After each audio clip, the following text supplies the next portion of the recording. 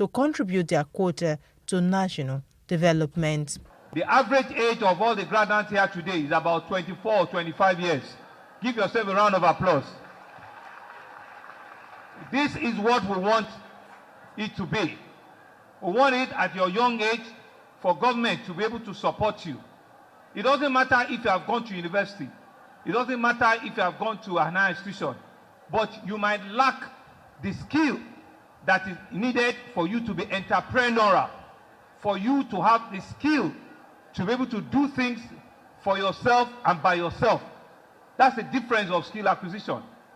It's not the number of graduates or university degrees that you've earned, because the white-collar jobs are not there every day. So we need to think out of the box. We need to be able to create those centers and ask you, what skill, what can you do with your hand? What can you innovate? What can you do with your thinking? What can you do with your sense that is business-driven? It's not just textbook, that is practical, that you can feel, that you can touch, and it can bring life and revenue and upliftment and sustainability to you, to your family, and to your loved ones. Governor Sanwo-Olu enjoined the graduates to be good ambassadors of the state and remain steadfast as they start another phase in the journey of life. That opportunity that was given to you, use it well, use it correctly, use it to empower yourself. Social media is good, it's empowerment, and we're training and teaching people even on how to upscale opportunities on social media. But it's not only social media. There are other skills that we've given to you. There are other training that we've given to you. And so, let it count. What do I say? Let it count. Earlier in her welcome address, the Commissioner for Women Affairs and Poverty Alleviation, Cecilia Bolaji Dada, said the state was showcasing a laudable strategy in the development of training as a potential tool for social and community upliftment. The Micro Enterprise Support Initiative is a mega empowerment strategy to deliberately support the vulnerable citizenry with professional tools as milling machines, professional air dryers, snail pens, industrial cookers, industrial pressers, and fryers for the students that were trained on our Avia form. We have trained women on gari processing, and we have given them industrial pressers and fryers to be able to make their own gari from the cassava that they were taught to plant. And for the graduates, a new chapter has indeed been opened. Being a graduate is not easy, quite all right, but I would like to soar higher. I want to go higher than higher ground. I want to do better.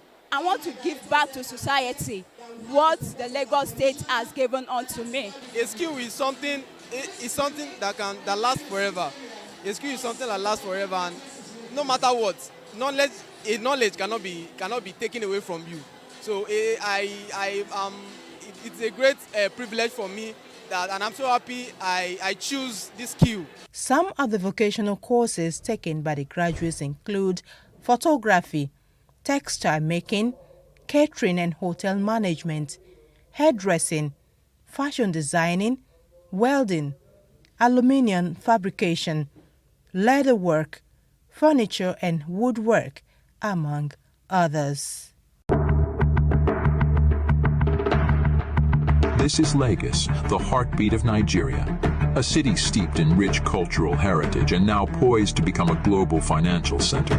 We're a Lot Mayor's show, and it's an opportunity for us to just depict what Lagos is all about, and it's only at an event like this, competing with other bigger cities and other nations, that you can get to tell your story. So it's storytelling time for us. In a historic moment, Lagos made its inaugural appearance at the renowned Lord Mayor's Show in London, a testament to its growing economic prominence. Lagos is a big mega city on its own right now. It's the largest city in Africa. It's the biggest economy that is a sub-national in Africa. We want to make it one of the international financial centers in the world. All we're trying to do is to be able to let the world know that Lagos is indeed ready for bigger business. Lagos isn't just open for business.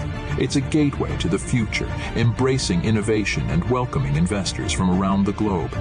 We invite the world to witness Lagos's dynamism, progress, and the myriad of opportunities available for transformative, groundbreaking projects. Lagos is indeed ready to take over the world in the financial space, in the economic space, and to truly really be able to tell both the Lagos, the Nigerian, and the African story, and be able to let other parts of the world know who we are, understand our culture, understand that we're the center of culture, entertainment, music in the whole of Africa, and to also be able to for people to know what we have to give to the world.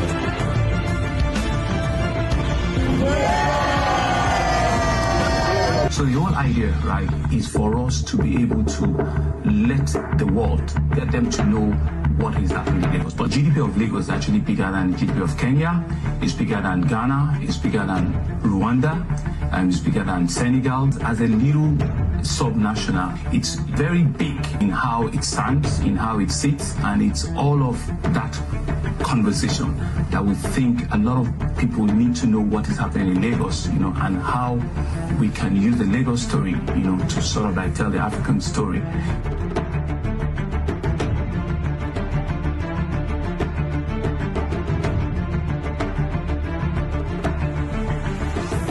One of the 4 bridges being concurrently constructed by the Lagos State government along the Red Line Rail Corridor is now open to traffic, creating a new commuting and connectivity experience in Lagos mainland. Governor Sanwo-Olu, while speaking at the unveiling of the Oyingbo overpass, noted that the inauguration of the bridge was timely. The construction of the T-shaped overpass is expected to serve as an alternative route to access Ebute Metta, Oyingbo, Yaba, and Surulere. The project is undertaken by Lagos State Metropolitan Area Transport Authority, LAMATA. It is strongly believed it will bring relief to motorists and commuters plying Yaba axis of the state by reducing congestion and delays associated with railway-level movement in the vicinity. The overpass bridge also eliminates pedestrian and vehicular interference on the rail tracks, significantly reducing the risk of accidents and collisions between trains and vehicles. Ecstatic crowd of residents thronged the ceremony where the governor and members of the state's cabinet gathered to formally inaugurate the project. Thank you very much. So media reach.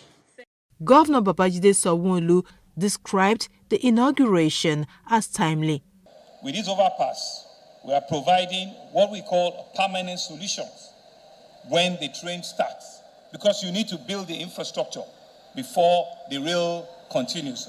And so we're putting the round holes in round peg, and we're ensuring that the Lagos State Transport Master Plan, as we have done, we're on track and we're within time to ensure that everything is done. Sanwo-Olu said the Oyingbo overpass would serve as an alternative route for commuters traveling between the island and the mainland during the period of the rehabilitation, hence providing succor for commuters. The governor declared that the remaining overpasses at Ikeja, Mushin, and Oyingbo were at their completion stages and would be open to traffic before the end of December 2023. Where we are here is the Oyingbo bus station. You know too well what happened a couple of years ago. Very unfortunate incident during the EndSARS, where this facility was raised up. But we're happy that, like the Yoruba saying, Iliobato Jo Ewa Loma Busi. Now, Oyingbo has its bus station, but Oyingbo also has a bridge overpass, and we also has a rail station, all within the same walking distance here in Uimbu. Sanwo-Olu said the delivery of the Yaba flyover reflected his government's plan for an integrated transportation system. He disclosed that the Red Line trains will soon begin pre-inauguration test run to be followed by commissioning and formal operations of the Metro Line in 2024. The governor, while warning against turning the bridge to a trading platform, served last notice to all those engaging in illegal trading on the railway tracks, instructing law enforcement agencies to ensure compliance. Lamata Managing Director Abimbola Akinajo said 3 of the 4 remaining bridges had been completed and awaiting commissioning. There were 10 level crossings identified along the LRMT Red Line corridor, which was seen as having heavy traffic. And so therefore, over which we have now built overpass bridges. 5 of them, or at least they have been identified as requiring overpass bridges. 5 of them were allocated to Lagos State Government, and the 5 others to the Federal Ministry of Transport. Governor Sanwo-Olu strongly holds that the delivery of the infrastructure bore testament to his administration's determination to develop, provide sustainable solutions to transportation challenges facing the state. Lack of professionalism has been identified as the major causes of bidding collapse. To this end, the Lagos State Governor Babajide Sanwo-Olu has called on all Lagosians, especially professionals that are engaged in the construction industry, not to cut corners in the discharge of their duties. Governor Sanwo-Olu stated this during the unveiling of the Lagos State Building Control Agency's building in Ikeja.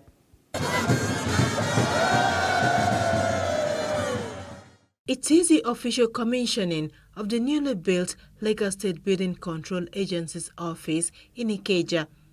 The new office is part of measures to address the recurring issue of building collapses within the state.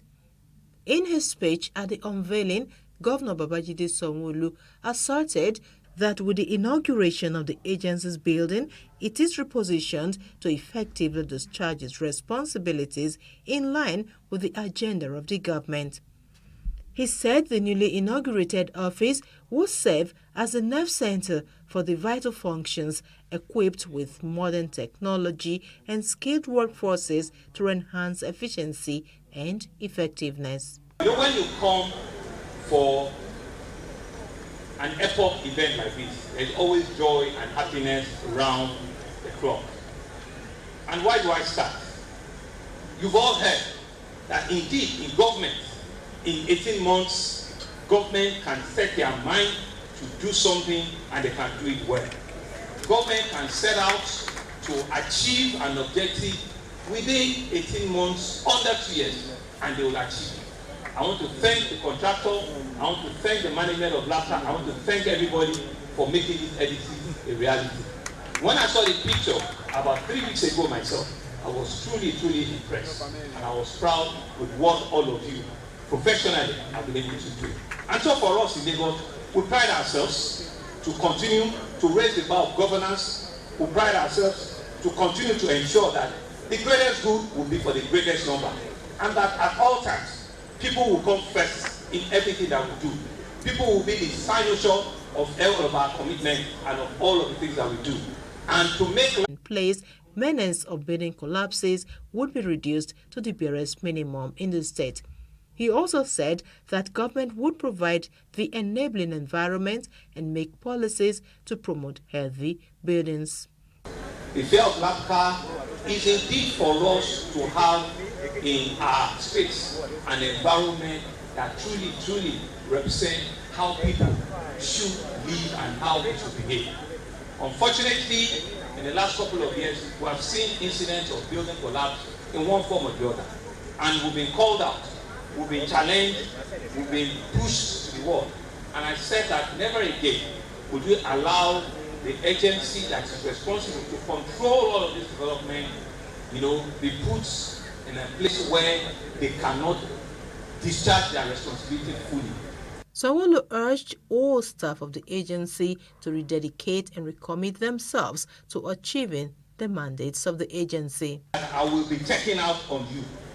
What that means is that I'll be looking out for you in the way in which you conduct yourself, in the way in which you ensure that professionalism, where you need to extend courtesy, you don't fail to extend those courtesy. Where you need to show compassion, you don't fail. But where you need to show firmness and decisiveness,